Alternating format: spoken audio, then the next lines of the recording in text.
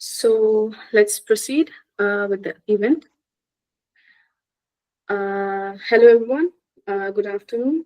My name is Atulya, and on behalf of IDA, I welcome you all to the webinar Scaling Integrated Primary Healthcare for Universal Health Coverage. And we are going to discuss the challenges in scaling PHC and also what are the strategies and recommendations to overcome them. This is the agenda for today. We will start by a brief introduction of IDA and the newly launched Primary Healthcare Coalition by IDA's Executive Director, Rodrigo Scottini. We'll proceed towards the experts and hear their insights. Throughout the session, we invite everyone to take part in the conversation. Please feel free to introduce yourself in the chat box and share your thoughts and post any questions you may have. Your perspectives are important as we work toward equitable healthcare for all. Over to you, Rodrigo. Thanks, Atulya, for your kind words. So thanks, everyone, for joining this webinar today, the first in a series regarding integrated primary healthcare. So we are the Infectious Disease Alliance, which is a global organization gathering civil societies, including NGOs, scientific organizations, patient groups, and researchers to collectively advocate for prevention, treatment, and control of infectious diseases. So our mission is to unite civil society organizations and drive collective advocacy for smarter, more inclusive policies and financing. We do it by advocating for policy change, building partnerships, generating evidence, organizing impactful events, and translating policies into practice. Our model is inspired by the success of NCD alliances adapted to the infectious disease context. We organize our work through thematic areas and committees such as AMR, HIV, vaccines, etc. On the 19th of May and 21st of May at the WHA side event, we had two events in Geneva, including one on finance and one on primary healthcare. The primary healthcare event was the occasion where we launched the Primary Healthcare Coalition, which is a global advocacy platform to advocate for primary healthcare and universal health coverage. 1 billion people globally experience health services disruption due to underfunded, poorly integrated primary healthcare systems. And we know that 90% of healthcare needs, they can be met at the primary healthcare level. It improves access, continuity, and coordination of care, reducing healthcare disparities.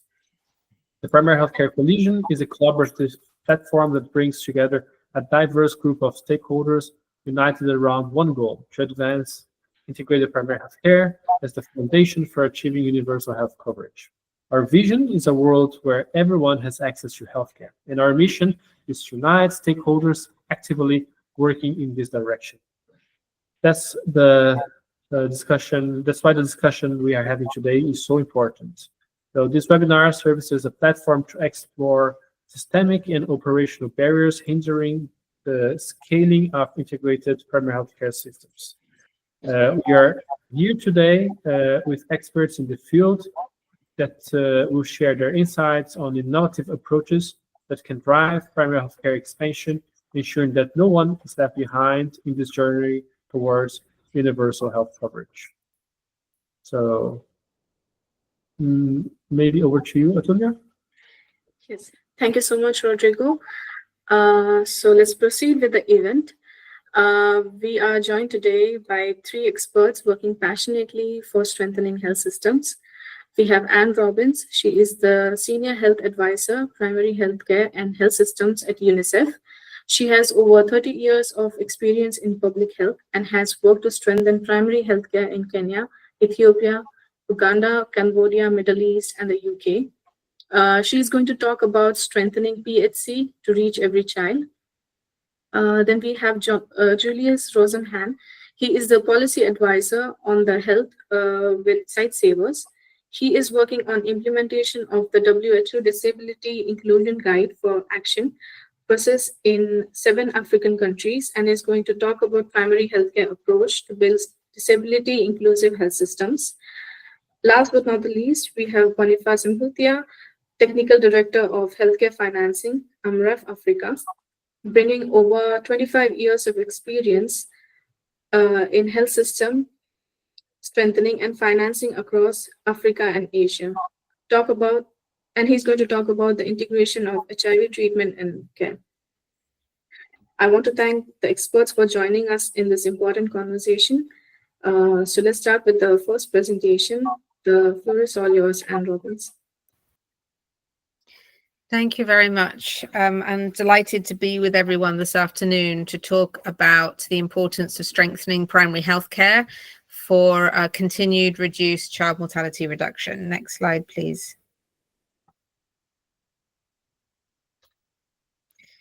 So throughout the presentation, I'm going to be talking about why a shift from only focusing on interventions and diseases to focusing on system strengthening is important. I'm going to talk a little bit about UNICEF's contribution to that systems strengthening and how we work with other organizations that also contribute. Next slide, please. So I'm sure you're familiar with this data. Countries and development partners supported by development partners have managed to reduce child mortality substantially by about 60% and also stunting up until about 2010. And then from then onwards, we have stagnated in our reduction. We're still getting some reduction, but it's much slower. And this is partly due to an increasing demographic, with a larger numbers of population increase and in not the corresponding increase in health workers and supplies, but it's also to do with the sorts of approaches that we have funded by vertical programs have reaped great benefits, but to take us to the next stage, it really has to be through government institutional systems. Next slide, please. So these are looking at the different types of mortality: maternal mortality, stillbirth, newborn mortality, and overall mortality from 1 to 59 months. And you can see the third bar and all the graphs, how large it is compared to the others. And this is what we need to do to be able to even maintain that mortality reduction, but also make progress on it. And really, the government is the only institution that can reach children to be able to do this. Next slide, please. So we have been working supporting high impact interventions to address the key causes of death for mothers, for newborns, for under fives. And these are listed on the left-hand side. And we know what to do about them. We know how to treat malaria. We know how to treat pneumonia. We know how to treat diarrhea. We know how to deal with birth, delivery, and resuscitate newborns. So why is it so hard to shift the needle? Well, a lot of the risk factors, such as fragile and conflict affected settings, so conflict that we can't prevent, is challenging our reduction indicators. A lot of the deaths are due to underlying malnutrition, that our high impact interventions that we know work for these big killers are not addressing. And having inadequate wash also accelerates disease transmission and increases vulnerability. So these are systems types issues that we need to address, not only through adequate staff and supplies through government systems, but also working outside of the box of the well-known high impact interventions to really make a difference. Next slide, please. So we know that there are countries that have a very high burden of under 5 newborn and maternal mortality, a lot to do with their population density and size. And if we reduce mortality in these countries, then we can reduce mortality globally. And interestingly, if you look at the universal health, well, this is the universal health coverage index, but then if you also look at the primary healthcare index, and also the burden of mortality, they all match. They're all red in the same countries. So there's quite a correlation or an association between weak primary healthcare services and high child mortality. Next slide, please. So just to share a little bit about UNICEF's experience, we are a multi-sectoral organization because we address all issues around children. We are shifting to a systems approach under the primary healthcare operational framework of UNICEF and WHO, which is the colourful circle in the middle. And that circle consists of the yellow section at the bottom, which is providing primary healthcare, of which you need staff, supplies, digital governance, all the circles along the bottom. And then multi-sectoral policy and action, of which there needs to be links with nutrition, education, child protection, etc. And then the red part of the circle to the right-hand side, which is about community engagement, empowered communities, demand side to create health-seeking behavior and behavior at community level that's preventative. Next slide, please. This is a colourful diagram that shows how we're funded. So much as we're all trying to work in an integrated sense to strengthen primary healthcare horizontally, mostly we are still funded vertically. And so all of us in country need to work to integrate those vertical funding streams to enable the horizontal support for countries. Next slide, please.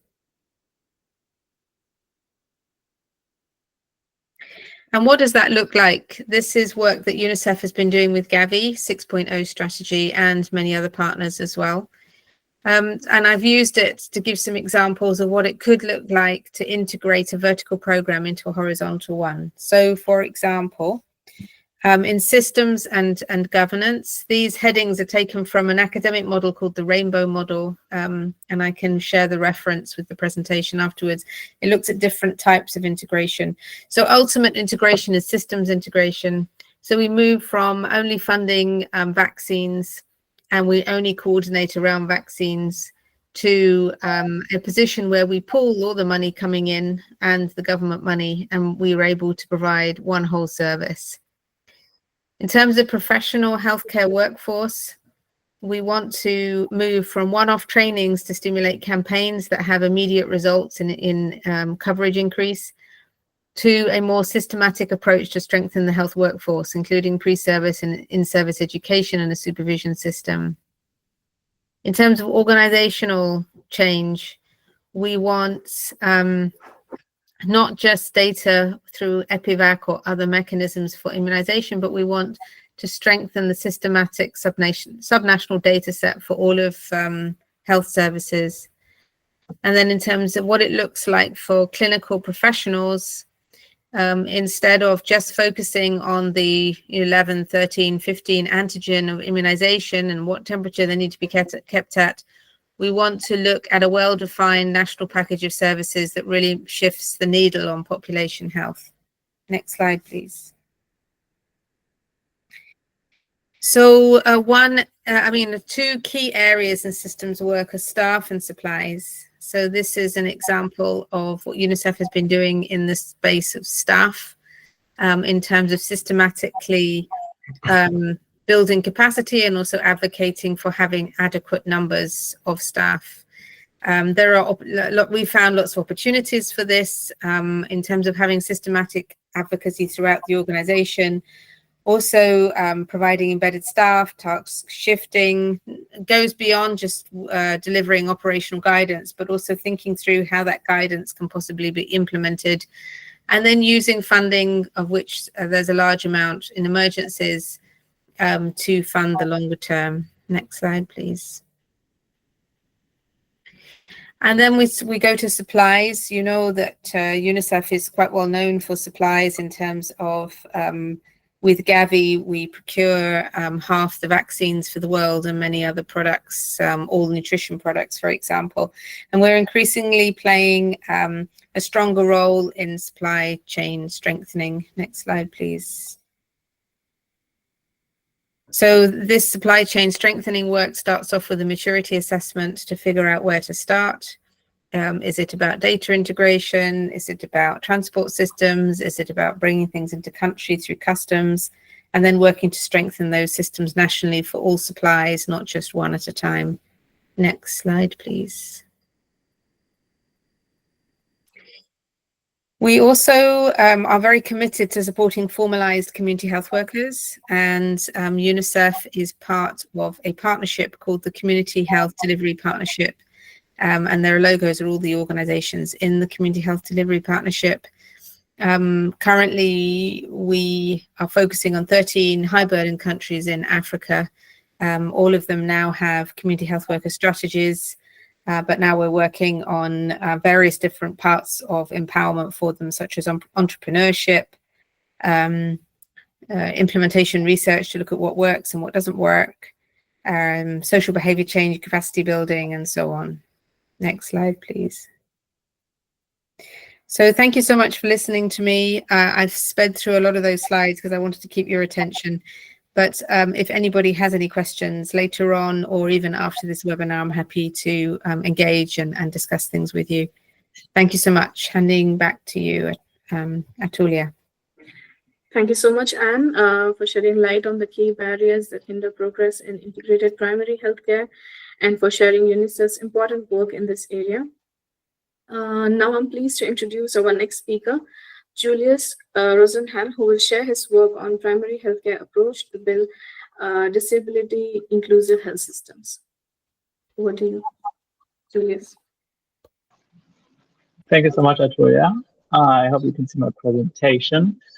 I think before I introduce myself, there's a very nice thread I'm going to continue, which was mentioned by Rodrigo in the beginning as you were speaking about we are trying to scale integrate primary health care with the intention of leaving no one behind. And then also what Anne was saying in terms of we are taking a health system approach. So I think this is very much where my presentation can continue and I will complement. But before I do, my name is Julius Rosenhan. I'm a policy advisor with Sightsavers, which is an international non-governmental organization working in more than 30 countries to eliminate avoidable blindness and support persons with disabilities to equally participate in society. And it's a pleasure to be part of this webinar. And thank you so much for the Infectious Disease Alliance to have me.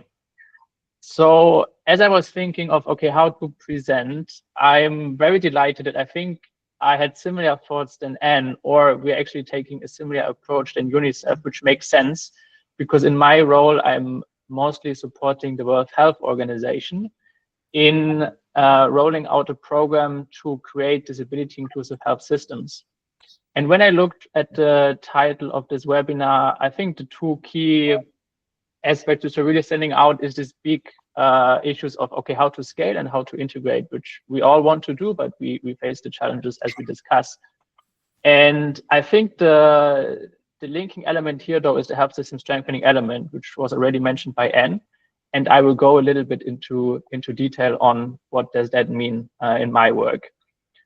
But I also try to be a little bit interactive and to tease your brains. So on this slide, you can see 3 images. It's what I call a picture puzzle. And each of the images represents one word. And we are looking for a specific term.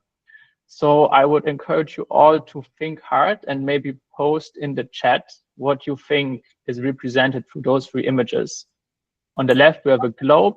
In the middle, there's a heart and a stethoscope. And then on the right, there's the world map with a magnifying glass. What do you think could be this term represented by those 3 images? Feel free to post in the chat. Just give a few seconds on that.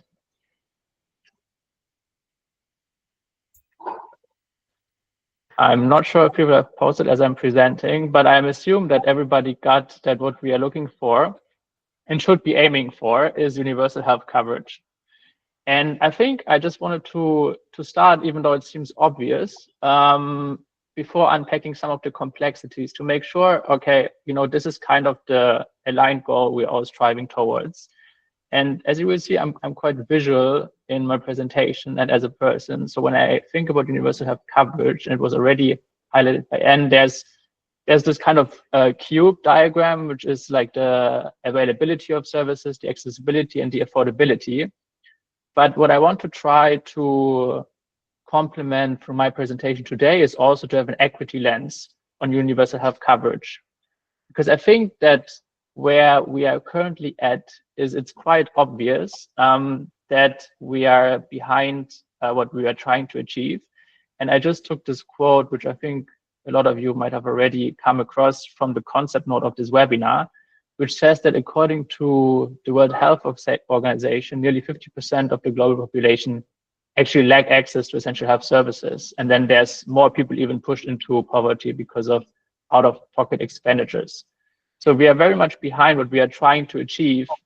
And it leads us to the question, okay, what are we actually missing? What are we not addressing, and why are we not making the progress we intend to do?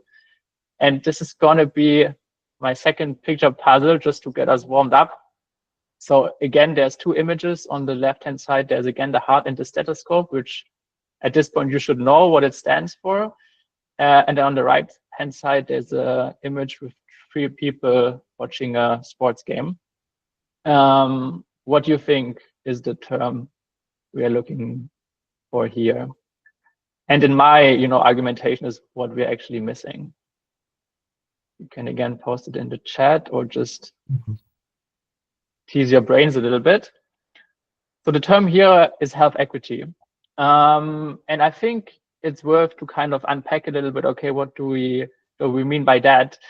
And I will try to do it with the case of disability. And I will talk about disability inclusion health, persons with disabilities, and make a case for, okay, there's a certain lens we are not taking, and we are actually leaving people behind, and we are not achieving our goals, our indicators throughout the health system, because we're not taking an equity lens.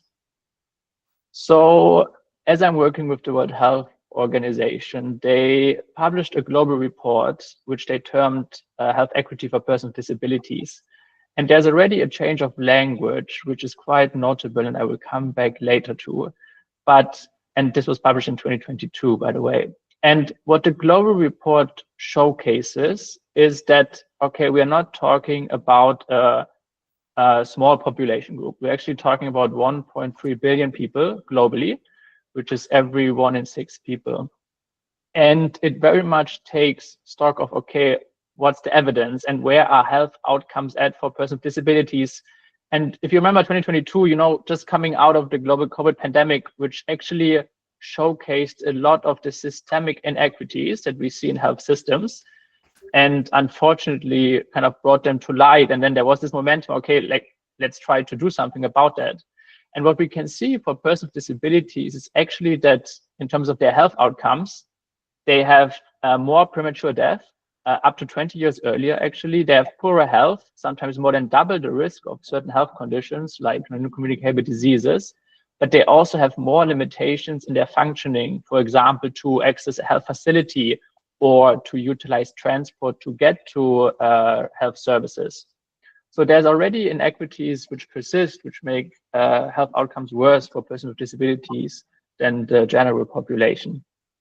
And what is very much shifting attention when it comes to disability inclusion and health is that we are not anymore looking only at an individual level and kind of mixing that disability is not the same as an impairment or a health condition, but we are looking at the interaction of those with the environment.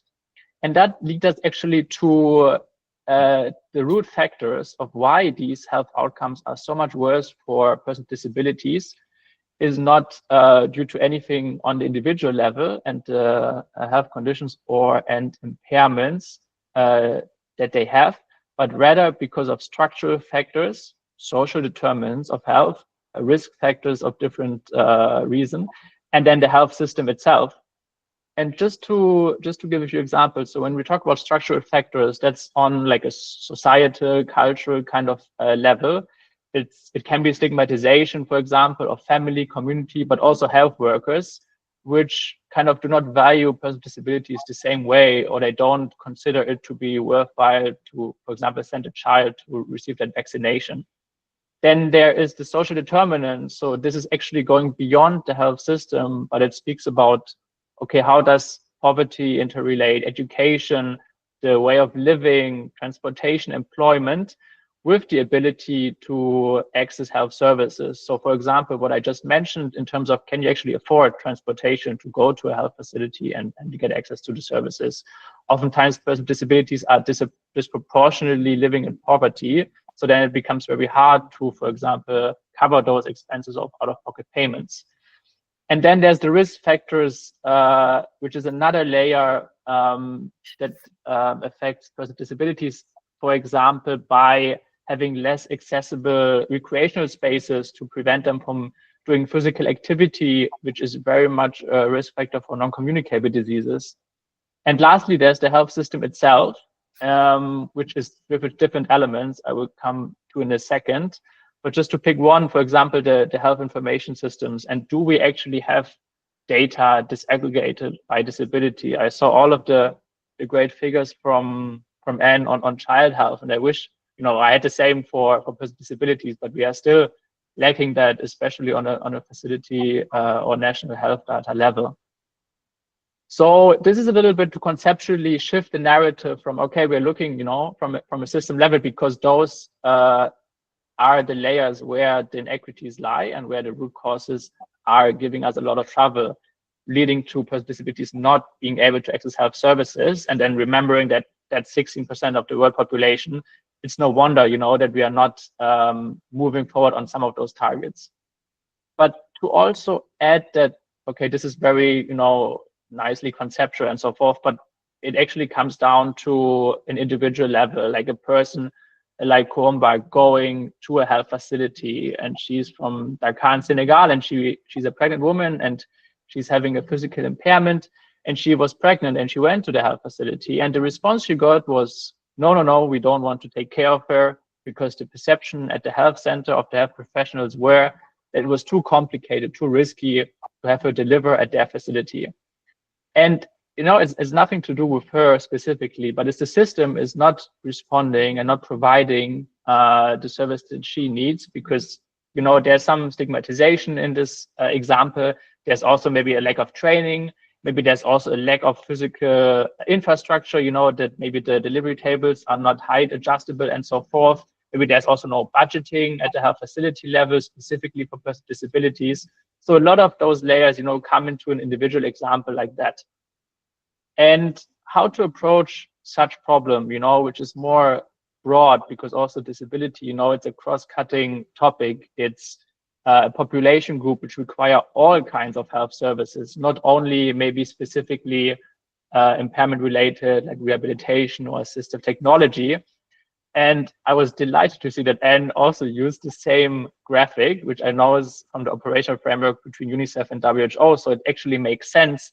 But just to unpack a little bit more, okay, what can we do by approaching such topic in a primary healthcare approach? And it had actually 3 pillars. So the one on the bottom is the one which is also at the center of this webinar. It's about integrated health services with an emphasis on primary care and essential public health functions. But then there's also 2 others, and then there's the multi-sectoral layer, which kind of speaks to also the social determinants of health, which I mentioned earlier, which are hugely affecting health outcomes, but are oftentimes sitting outside of the health system. But still, how can we account for those, and how can we include those into our approach? And then the 3rd layer is the empowered people and communities. So persons with disabilities, organizations of persons with disabilities need to be part of decision-making within the health system, because at the end of the day, they can share about the difficulties they face, but also propose solutions and make sure that whenever health system processes are undergoing, that also need to reach and target persons with disabilities can actually be inclusive. And just to go one step further, is, okay, how do we apply this now within a health system? And this is actually the framework that is kind of inspired by what UNICEF and WHO also came up with, but targeted to the disability inclusion agenda that WHO is trying to push. And it actually connects on the left-hand side the 3 pillars of the primary healthcare approach, with the right-hand side the kind of like bigger impact of universal health coverage, the SDG 3, and Sustainable Development Goals, which I think is very nicely done. But actually that kind of linkage of, okay, what does the health system need to deliver in all of its complexity is actually at the core of any intervention. And there you kind of see 10 strategic entry points. And those are, you know, kind of like a further evolution also of the health system building blocks of WHO. And they include all of the different elements, like the political leadership, the health financing, the workforce was already mentioned by Anne, models of care, but also physical infrastructure, monitoring and evaluation research, and so forth.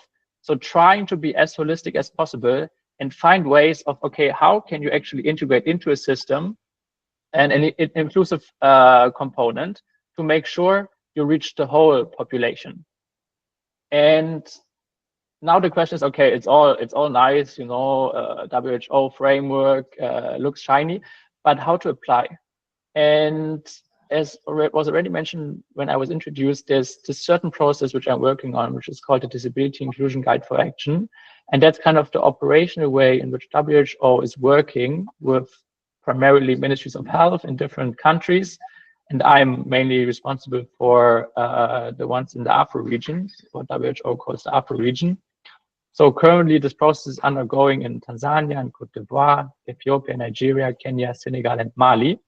And it has 4 phases. There's no rocket science. It's kind of like preparing, getting all of the stakeholders together, make consultations, making a situation assessment systematically, which is actually, when it comes to disability, not yet done a lot.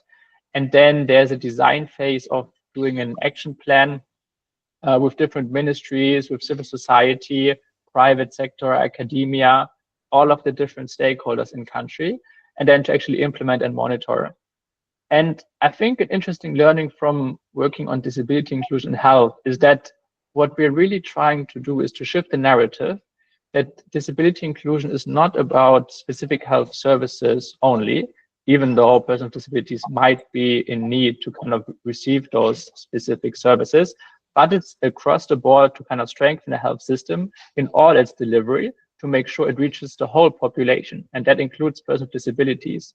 So even if a person who is blind, for example, goes to the facility, they might go for family planning or maybe cancer care or HIV testing.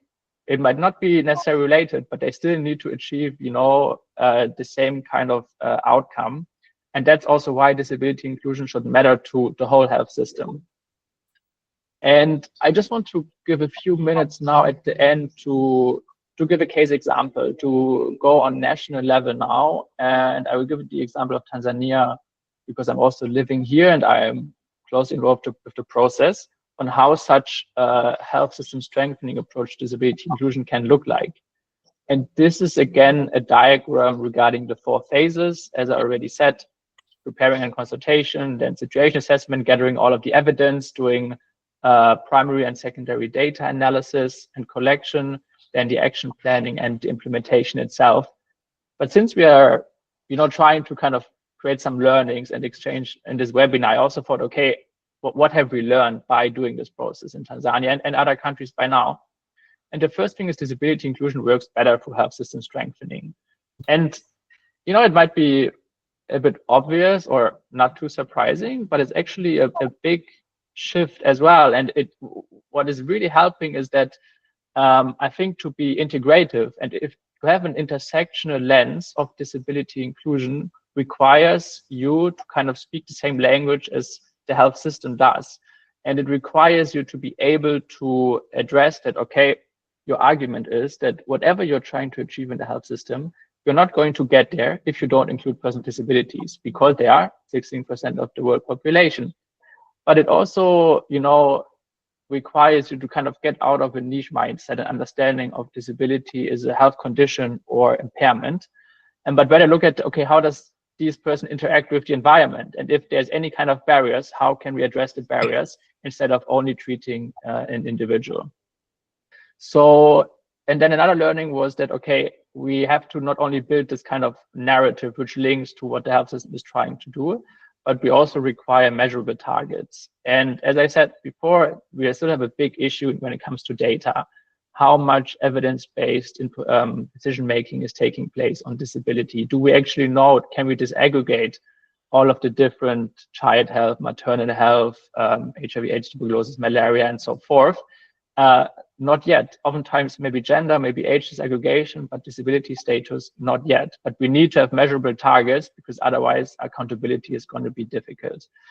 And the last one is we need multi-stakeholder coalitions. So this kind of multi-sectoral approach, but also to work intra-sectorally to have all kinds of health stakeholders involved, the National Statistics Bureau, the health insurance organizations, the different departments of the Ministry of Health, but also the civil society organizations, the private sector. Oftentimes it's very hard to have at the table, but they play a huge role increasingly in many health systems globally. So yeah, just some of the learnings, and kind of what are we trying to achieve with this, because it's not something you can do overnight. But I think it's good to have this longer term perspectives. Okay, we're changing the narrative on disability inclusion. We are integrating it into a health system perspective, and therefore also health system outcomes are what we are trying to achieve. And I just took a couple from the action plan that Tanzania developed, especially their Ministry of Health, which is, for example, about, okay, looking at when you work on universal health insurance bills, how are services provided to persons with disabilities? Are there any mechanisms to make sure that provisions are supported to persons with disabilities, maybe also exempted from some of the financial burden which are put on them? Do we have on the health information system level disaggregated data by disability? Do we have on a community level, health facility level committees which represent persons with disabilities in their decision making when packages are being developed? And or is there trainings developed for the health workforce that can be integrated into the continued professional development? And then lastly is on the quality of care. Do we have actually disability considerations when it comes to care pathways or referral mechanisms, feedback mechanisms at health facility level? So all of these are kind of entry points from a system level side of things, but they're supposed to function in a way that the health system is going to be strengthened, and it's going to improve its delivery, not only for persons with disabilities, but the whole population. And these are my take-home messages. So as I started, disability inclusion should matter to everyone. It's going to be hard to achieve any health outcomes without including that population group. Also, we should address systems by addressing intersectionality. It's not only a patient coming to receive NCD care, but it might also be a mother. It might also be someone who is blind. It might be an elderly person. There's so many layers, and we should look at it as from a human-centered perspective, rather than only kind of like siloing on disease base. Then the third one is include and support organizations of persons with disabilities, as they need to be participating in any health decision making, and can be valuable in terms of supporting that also persons with disabilities can be actually reached. And then the last one is to work on intra and intersectoral globalization, which I have to admit is very challenging and still hard to get all of those together, but it holds the biggest outcomes, especially because a lot of the determinants of health are outside of the health system. So I will happily take questions later. This is no picture puzzle again, but I think everybody knows that, yeah, this is supposed to be the question part, but we will come to that. I will hand it back, and thanks for listening. Thank you so much, Julius, for that amazing presentation and sharing with us the in-depth process of your work and efforts in Tanzania. So now we proceed. So of course, I'll quickly share my screen again.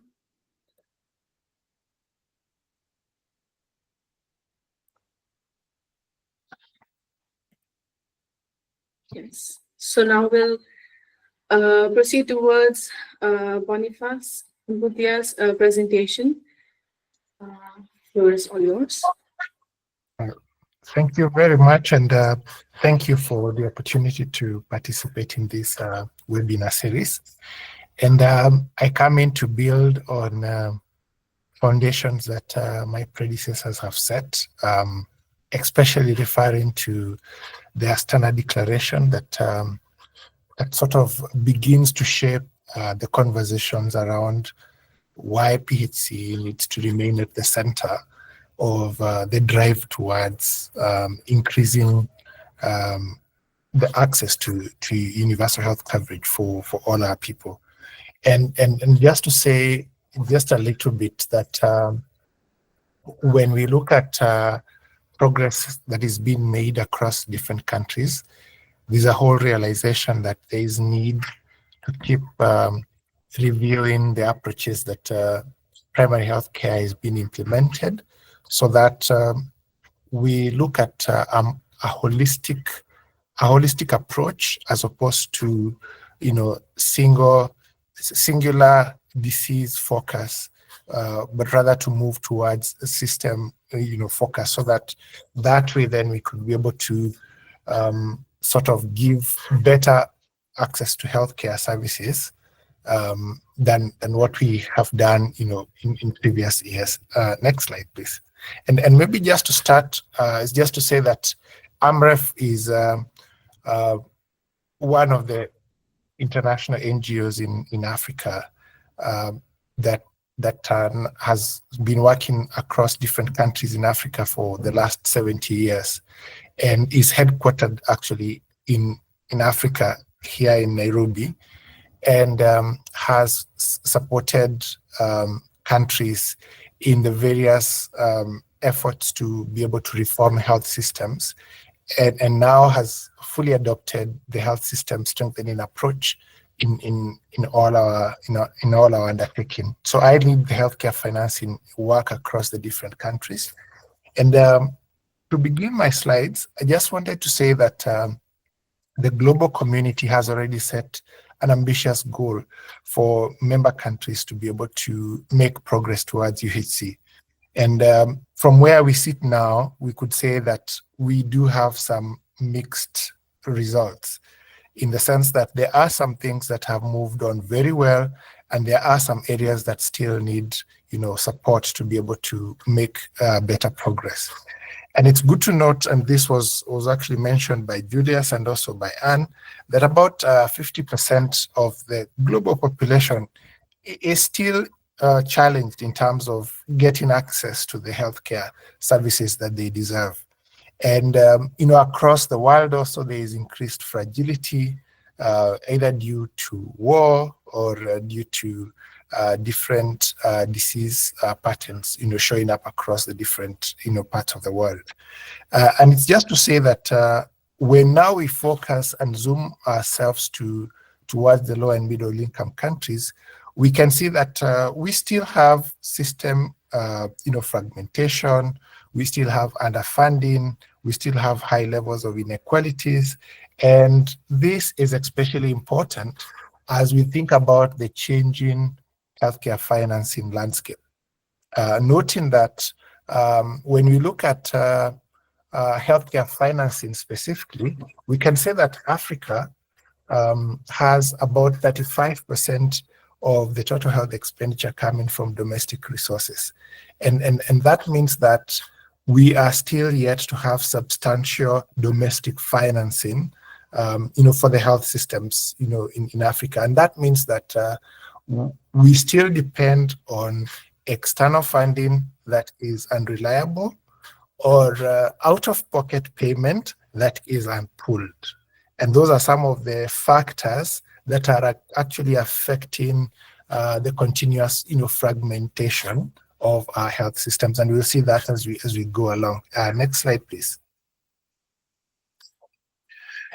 But it is important for us to be awake to the fact that WHO has already signaled to the global population that we are off track in making the progress that is needed for UHC. And many times when we talk about UHC, there are many different interpretations, and WHO has tried to help us to ensure that we remain true to the real understanding of what UHC says, and says that all people, not some people, not those who are rich, but even those who are poor, not those who are living in well-off countries or those who are in countries that may be challenged. It's all people accessing the health services that they need. And the keyword there is they need, without having to suffer financial hardship. And that means that that goal may not be attained by 2030. And you can see that when you look at these three boxes, the first box represents the first box represents the target, and the second box represents where we are at in terms of the global average, and the third box represents Africa, that is at 44%. And that means that more than half of the population in Africa is not able to access the health services that they need when they need it without having to suffer financially. And that again then means so much about the progress towards universal health coverage. And that means that we need to continue putting efforts towards strengthening health systems in our journey towards increasing chances for universal health coverage. Next slide, please. And I took this slide so that we can be able to have a small conversation about the journey that a country like Kenya has taken to be able to integrate HIV treatment and care within PHC. And you can see it has taken many years of work. It has taken multiple interventions. Just to say that in the first few years, when HIV/AIDS came to become, a global and national effort, everything was centralized, and we would have, national-led HIV prevention and treatment efforts coordinated from the capital city. And that means that many people in the rural areas would not enjoy the same kind of benefit then, because it was still in its nascent form. There was still not enough funding for it. And that means that there are people who would suffer, without having that. And the years that followed between 1986 and 1992, we now saw the government now putting efforts together and trying to ensure that first they had understood what the problem was, and they had understood that there was need to be able to establish, units that would help to coordinate treatment and care and even resource mobilization efforts. Then in 1996 to the year 2000, a lot of effort now was made to ensure that these services were now more decentralized. And that means that you did not need to be in the capital city to be able to enjoy the benefits of treatment and care. And then this was a very big effort towards, moving from the center to the periphery. And we can see that again, if between the year 2003 and 2020, a lot of efforts now was done on decentralizing. But I wanted to just pay attention to that part, because that is now where we as a country were able to move HIV treatment from the hospital to the primary care facilities, and had a lot of engagement with community healthcare workers, so that communities would be able to get access for support in the treatment and care. And this has been some of the efforts that have gone towards making it easier for more populations to be able to access treatment and care. And now we can see that towards the last few years, there has even been a bigger effort towards improving the delivery of integrated healthcare, through the hub and spoke method, where facilities that primary care facilities and hospitals are put together, to form an integrated care network that then would allow them to effectively care, for the different patients within a certain geographical area. And this then has required facilities to be able to coordinate, efforts towards reaching the communities better. And this has again begun to show, better progress towards, access to treatment and care. Why did we focus on Kenya, and why did we focus on the HIV and treatment care? It's because many times when we talk about integration, it is good for us to put the context that would allow us to see how has it happened before, so that we can be able to ask ourselves, how can we do it better in the future?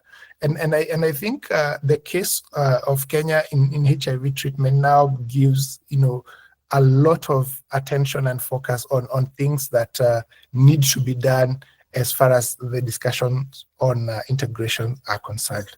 We can go to the next slide, please. But having talked about that level of success and movement, across, we can still see that we still have some challenges that limit, integration. And the reason why it is so is that although integration is going to help us to be able to improve how we use resources and ensure that we reduce wastage, we reduce duplication, it still requires funding for us to be able to implement it. And that means that we then have to be alive to some of the realities that different parts of the world are facing in the efforts towards integration. And one of these is funding, gaps. And here we are talking about the realities that their countries are beginning to have changes in how health financing is done, and there is a bigger requirement for countries to be able to use domestic resources that they mobilize and ensure that they can adopt, far-reaching reforms on healthcare financing, across resource mobilization, pooling, and even purchasing. Again, there are also gaps in the human resource for health, and here I wanted to just pay attention to two main thoughts. One is the distribution. We still have a higher level of healthcare, of human resources for health in urban areas compared to the rural areas. And that means that there are some services you cannot get by virtue of the maldistribution of human resources.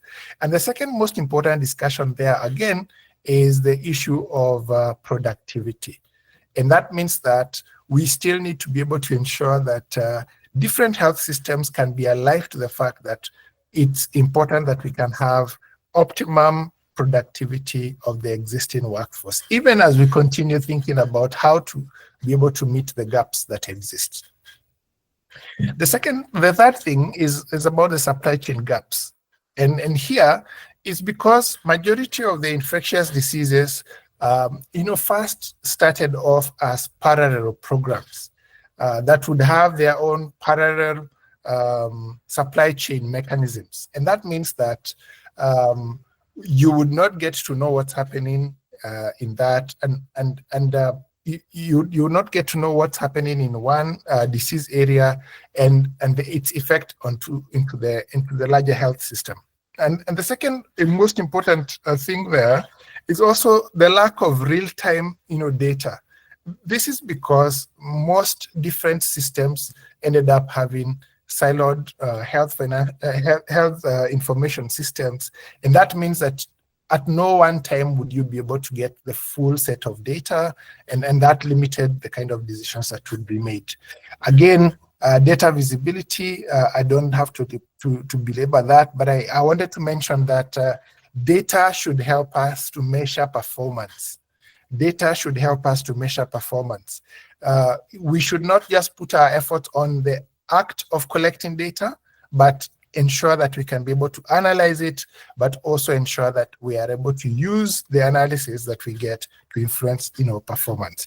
And the last one is to think about the gaps because of epidemiological changes and the demographic, changes. Here, there are newer diseases coming up.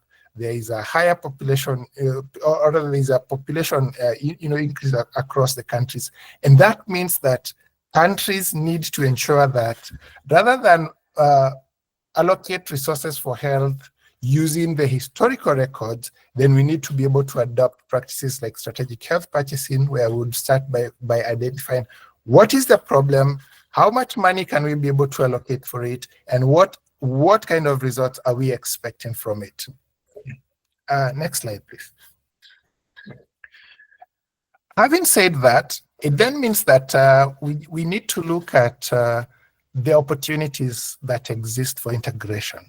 But one of the biggest one is actually all the efforts that go along with either global and regional prioritization of the health sector, whether it is the Lusaka agenda for the African countries, whether it is the UHC for the global communities, and many other declarations that have been made across.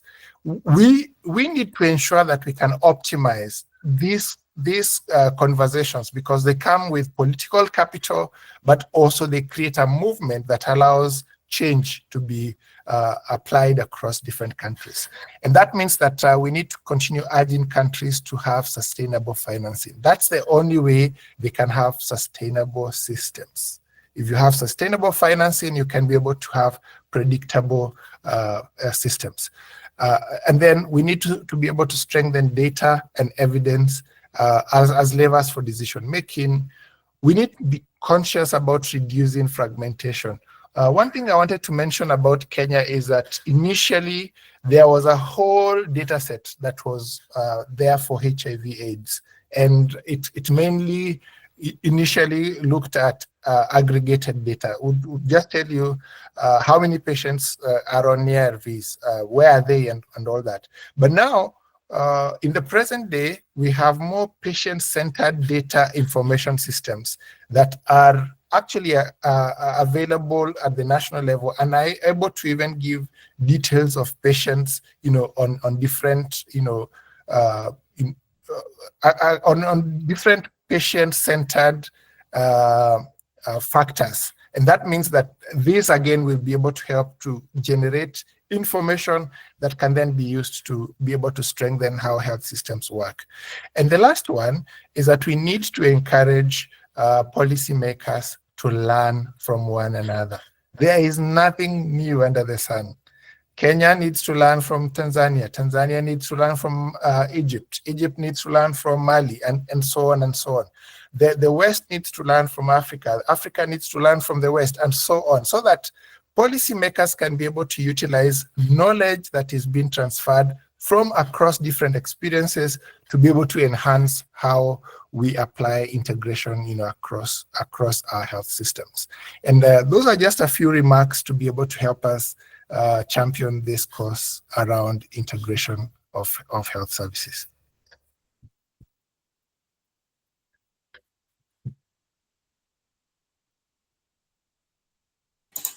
Thank you so much, Bonitas, for that incredible presentation and sharing the lessons learned from the journey of Africa in integrating HIV. And thank you so much for that presentation. Moving forward, we will have a Q&A session where you can ask your questions to the speakers. If anyone has any question, you can raise your hand or you can write it in the chat box.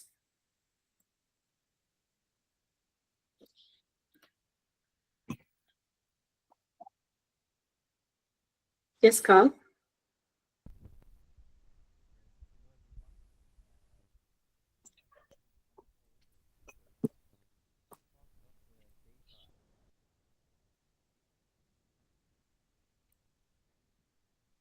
Yes, Carl, you can ask your question.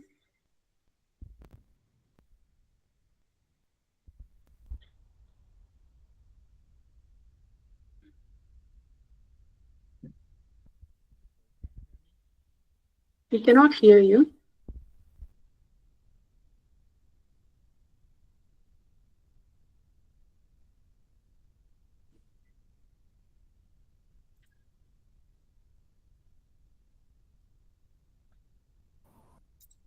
Can you hear me now? Yes, it's perfect now. Okay, so hello everyone. Actually, my question is from all the speakers.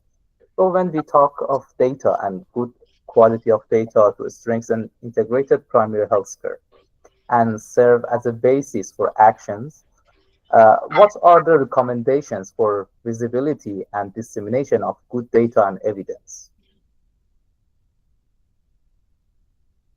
Thank you so much, Carl, for that question. And the floor is open for all the speakers to answer.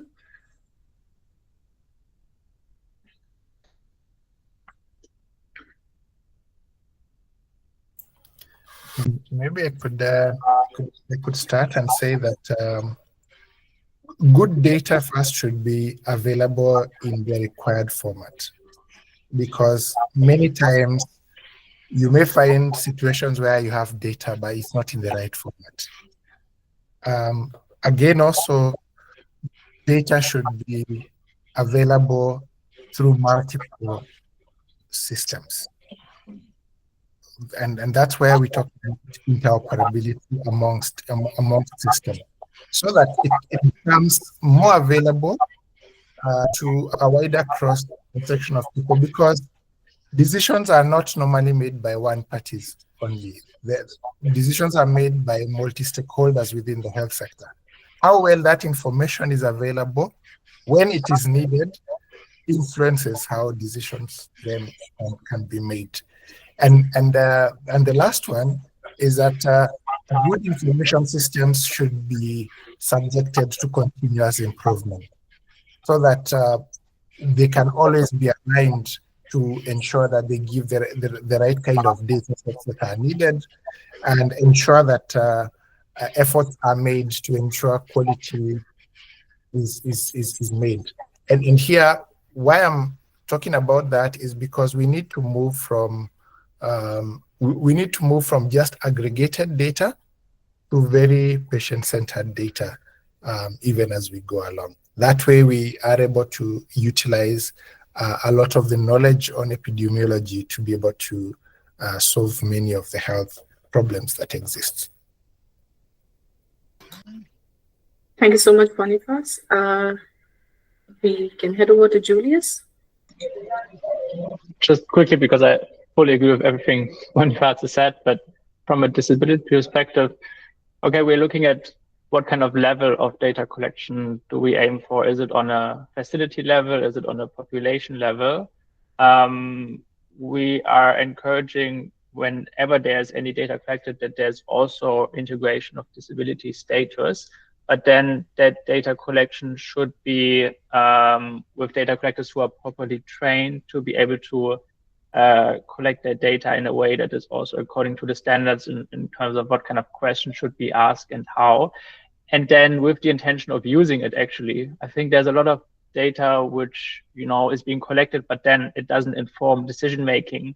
Are there any mechanisms within health facility committees, but also on national level, which then actually analyze and look at, okay, where do we see any differences, and then do we act upon those? But when it comes to disability, oftentimes even to get data is very hard. And then, once we have it, we work with different countries to kind of see how can we integrate it, and how can we then make sure it's actually being analyzed as well, and actions are being taken based on what the findings were.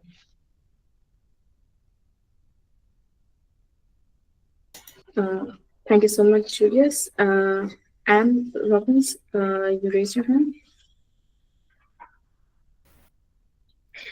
Thank you. I think it's a really good question, and it's extremely difficult to invest in good subnational data at country level, because the investment is so vast at subnational level. We're talking about huge population numbers and geographical distances, and really it takes the country investment to be able to do it. So we can't wait for the kind of global standard data at subnational level that would be needed to make it visible. So I think a lot of subnational people, they know what the issues are, whether the data is there or not. I think that we should use some of that information to come up with some solutions while we're waiting for data.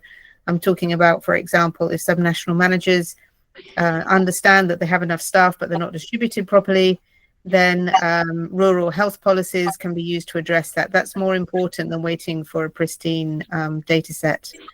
I think as well that we need to start using more country data. For example, staffing standards and vacancy rates, all countries have them. They're not neatly globally identifiable, but they are there. And I think we need to start taking country data seriously, grow on it, build it, and improve the quality of it. Thank you, Over. Thank you so much. I have a few questions which we can discuss on. So it goes back to Anne Robbins' presentation on involving and carrying out a country-led initiative and a country-led system. So in the current global context, which is marked by rising authoritarianism and shrinking civic space, how can we effectively strengthen primary healthcare through truly country-led and owned systems? What practical recommendations would you suggest to ensure inclusivity, accountability, and sustainability in such settings?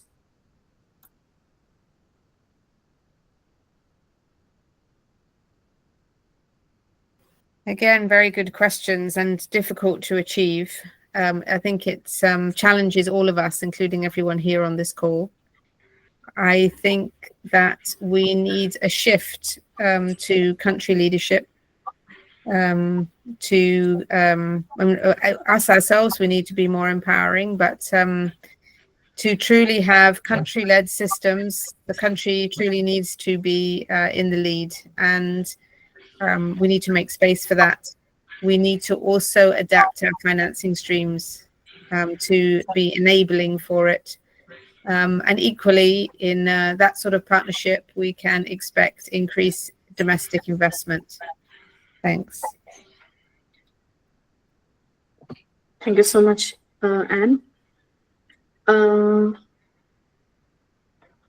couple of other questions that we can touch upon. Since we know that there is a very important role of community health workers, which are basically the health resources in human resources in health, they play a very critical role, and especially in shocks such as Ebola epidemic and COVID-19 pandemic. What are the recommendations for increased community health workers engagement? How to best train them and support and sustain community health workers?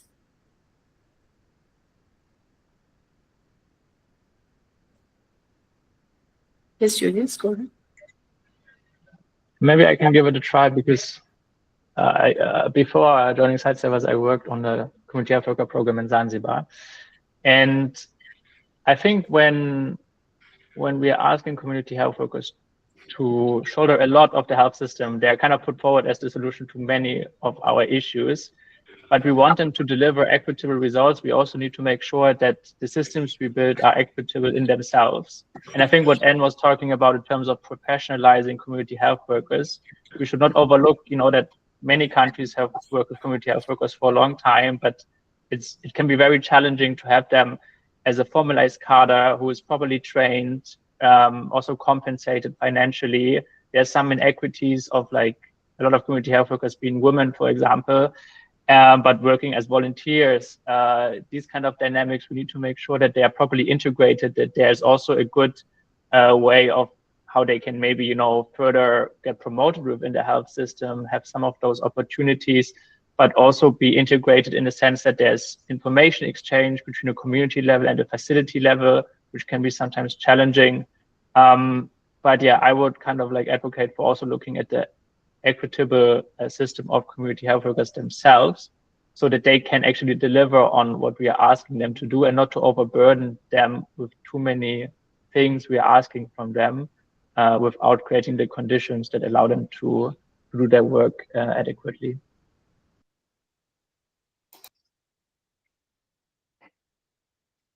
Thank you so much. Thank you so much, Julius. I think that is the end of our question and answer session. So we can proceed towards closing remarks.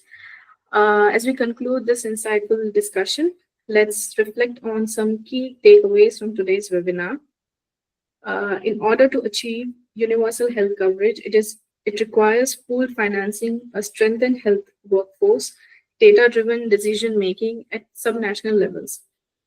Disability inclusion is essential, for achieving universal health coverage by addressing systemic barriers, embracing intersectionality, empowering organizations of persons with disability, and fostering cross-section collaboration, we can truly build equitable health systems for all. Advancing integrated service delivery requires cross-learning among policymakers, reducing system fragmentation, leveraging data for informed decisions with renewed political and global commitment. On the IDA's website, there is a call to action provided. The link is shared in the chat as well. I request all of you to sign that call of action. So what's next? The IDA, the Infectious Disease Alliance, and the newly formed Primary Healthcare Coalition will continue its work in supporting research, innovation, and advocacy to strengthen primary healthcare. We encourage all of you to stay connected and participate in the future events.